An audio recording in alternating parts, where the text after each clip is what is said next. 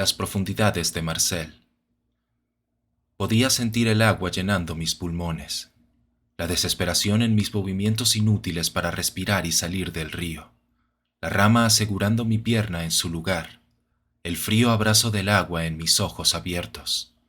En esos momentos despertaba y no lograba volver a dormir por largo rato. Casi muero en el fondo del río. No recuerdo el orden de eventos que culminaron conmigo perdiendo la conciencia en el agua. Solo recuerdo a mi padre mirándome extrañamente cuando recuperé el aliento. Ni siquiera recuerdo haber vuelto en mí. Bien podría haber muerto y lo que ahora parece ser la vida no es más que una especie de monótono limbo. O quizá estos son los últimos segundos de mi existencia, dilatados infinitamente en la experiencia cotidiana de la vida. Un arrebato de sensaciones que el agua había agudizado. De cualquier forma, allí estaba. ¿No es eso suficiente para sentir que vivo? Debería serlo, pero de alguna manera seguía atado al río. Eventualmente las cosas regresaron a su relativa normalidad. Perdí algunas semanas de clases, tiempo que pasé encerrado en mi habitación. Las películas refritas por televisión y Bolaño y Sábato intentaban entretenerme, mientras mi padre temía por los daños que me habría causado el tiempo en que estuve sin oxígeno. O quizá temía algo más. Algo había cambiado en mí. El agua limpió mis sentidos y podía ver que las expresiones de mi padre albergaban algo más allá de su preocupación por mí. Cuando volví al colegio después del accidente, pasó un tiempo para que las personas hablaran conmigo, en especial Paul, quien me conocía mejor que nadie. Me sentía como si acabase de mudarme al pueblo y fuese mi primer día. Cansado de ser ignorado, decidí ser yo quien tomara la iniciativa y le dije tajante: ¿cuándo coño piensas en hablarme? ¿Acaso casi morirme fue suficiente para olvidarte de mí? Aparte de la sorpresa de lo brusco de mis formas, vi en los ojos de Paul lo mismo que en mi padre cuando volví a la vida. Un momento de vacilación después dijo: «Lo siento, Marcel, no sabía que habías vuelto tan pronto». Las siguientes interacciones con los demás se desarrollaban de la misma manera. Todos respondían con sorpresa al enterarse que yo estaba allí. Escuché varios: «Marcel, qué bueno verte». Una chica me dijo, después de que la situación requiriera que dijera mi propio nombre: «Ay, Marcel, no te reconocí. ¿Te pintaste el pelo?». Otro se me acercó y, como diciendo un secreto, dijo: «¿Sabías que un chico de la clase casi se muere en el río? ¡Una locura!». A ese solo me le quedé viendo, perplejo de que no supiera que era yo de quien hablaba. Salvo por unas ojeras nuevas por la falta de sueño y por el nuevo vigor de mis sentidos, yo seguía siendo el mismo. No era posible que nadie me reconociera solo por ello. Sin embargo, al principio fue así. A su tiempo, todos volvieron a aprender mi nombre y a recibirme como tal. Una noche escuché a mi padre hablar por teléfono, y con ello inferí que algo más profundo transcurría. El alcance de mi oído se extendía por toda la casa. No le hice saber sobre mi nueva capacidad, por miedo a lo que sentiría por la falta de privacidad que eso significaba, lo cual le permitió hablar con libertad, con esa libertad de poder decir algo horrible sin importar cómo suene. «No estoy loco, no se ve como él, no habla como él». El avasallante miedo de sus palabras rompía mi corazón. «No es su voz, no es su cara. Dice que es Marcel, pero no lo es. Alguien más salió del agua, mi hijo no». Enterarme de que mi padre se negaba a mí abrió una vasta brecha entre nosotros. La espesa bruma de lejanía con que me trataba cobraba sentido y confirmaba su confesión con cada mirada, cada palabra y cada interacción. No volví a verle el rostro por miedo a encontrarme de nuevo con unos ojos que no reconocían a su propio hijo, unos ojos llenos de miedo y confusión. No le dije a Paul lo que había escuchado. Preferí guardarlo en algún gabinete de mi mente. Sin embargo, creo que pudo haber notado mi comportamiento extraño los días siguientes. Supongo que cualquier comportamiento después de un accidente es normal. Pero en esos días, concentrar mis energías en clases y exámenes requería un esfuerzo mayor. ¿Cómo se puede uno concentrar cuando su propio padre decía cosas tan horribles? Paul me había invitado a una fiesta en su casa, el cumpleaños de un tío o de la hijastra de su tío. Toda la familia se encontraba allí. Algunos me miraban extrañados, y otros, al caer en cuenta de que yo era quien casi se ahoga en el río, lo hacían con algún dejo de lástima. Su familia hablaba a gritos para poder hacerse entender con la música a todo volumen, que variaba entre melodramáticos vallenatos y apasionadas salsas. Sus fiestas tomaban siempre la misma forma. Ya me sentía acostumbrado y había algo enternecedor en ello. En mi familia las celebraciones no ocurrían de esa manera, mucho menos después del río. La casa se mostraba triste y silenciosa, especialmente después de haber escuchado la conversación de mi padre.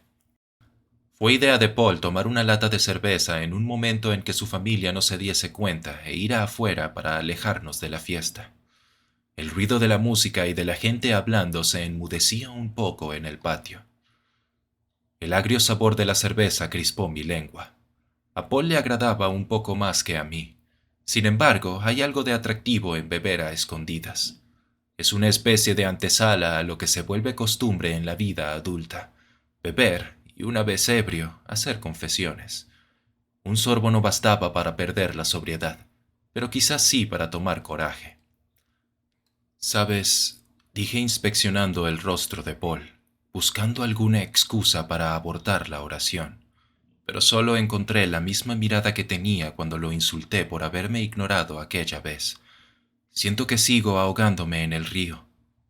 A Paul le tomó un momento entender de qué hablaba. ¿Justo ahora? Sí, cada momento. Me siento dividido. Estoy aquí hablando contigo y también estoy allá muriendo. Paul me quitó la lata de la mano y se la llevó a la boca. ¿Qué puedo responder a eso? Las palabras salieron de su boca como escapando del trago de la cerveza. Tal vez si estás allá. Tal vez todos los tiempos ocurren constantemente. El pasado, el futuro. Siempre estamos naciendo, siempre estamos viendo clases, siempre estamos de vacaciones. Y tal vez siempre estás ahogándote. Me sentía mareado por la confesión, o quizá por la cerveza. De igual forma, la voz de Paul se escuchaba lejana. Últimamente todos se escuchaban así. Después de pensar un poco, siguió. Pero también estás siempre sobreviviendo. La vida sigue. La vida sigue. Es tan fácil mantenerse vivo sin realmente estar viviendo. Todo seguía adelante y yo seguía estancado en algo que pasó hace meses. ¿Lo de tú y Castell es serio?, le pregunté, ignorando lo que decía, queriendo olvidar mi confesión. ¿Angélica? ¿Quién sabe lo que pasará por su cabeza cuando piensa en mí? Se me ocurren algunas ideas, le dije riendo. Deja la asquerosidad, dijo de forma tajante. Parecía que sí era serio. Si te portas bien, ya dijo en un tono más amigable, quizá te puedo presentar a alguna amiga. Sí, claro. Para que le cuentes cómo miraste a la muerte a los ojos, dijo como en un exagerado drama, y le dijiste, no me llevarás dócilmente a esa buena noche. Recuerdo que nos reímos, él más que yo. Yo seguía pensando en mi confesión y en la gigantesca cuerda que se extendía desde mi pecho hasta el río. Los días pasaban sin ningún evento particular. Paul tenía razón, la vida seguía, las clases seguían, el mundo se mantenía en movimiento. Pero algo me molestaba en el fondo de mi mente, un llamado, un faro emitiendo una luz tenue escondida entre espesas nubes negras que no podía seguir ignorando. Había decidido poner fin al asunto del río. Paul y Angélica se miraron, dudosos de que mi plan de que los tres fuéramos a las tienditas de artesanías que estaban a relativa cercanía del río para caminar y que Angélica me conozca mejor, argumenté, fuera buena idea. Pero con solo presionar un poco más, aceptaron y acordamos el día.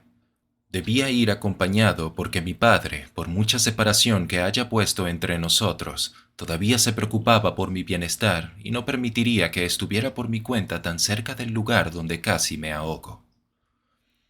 Angélica y yo hablamos muy poco en el camino. La mayor parte del tiempo conversaba con Paul y a mí me dirigió solo un «Hola, Marcel». No hice mucho caso a lo que decían. Sin embargo, había algo de agradable en tenerla cerca. No me conocía. A decir verdad, nunca habíamos hablado. Quizá por eso la forma en que me miraba era diferente a la de los demás. Sus ojos me veían por primera vez. No conoció al Marcel de antes del accidente. No había mucho para ver. La mayoría de lo que vendían eran souvenirs tallados en madera, esculturas de mujeres voluptuosas, llaveros con el nombre del pueblo, algunos con el nombre del país, cuadros de mujeres levantando sacos y llevándolos en sus cabezas. En otra tienda había confecciones de metal, con el mismo concepto que las de madera. En una casita situada en medio de dos tiendas de artículos idénticos preparaban y vendían empanadas. Comimos de pie, fuera de la casita. Paul pidió una empanada de cazón, Angélica y yo de pollo.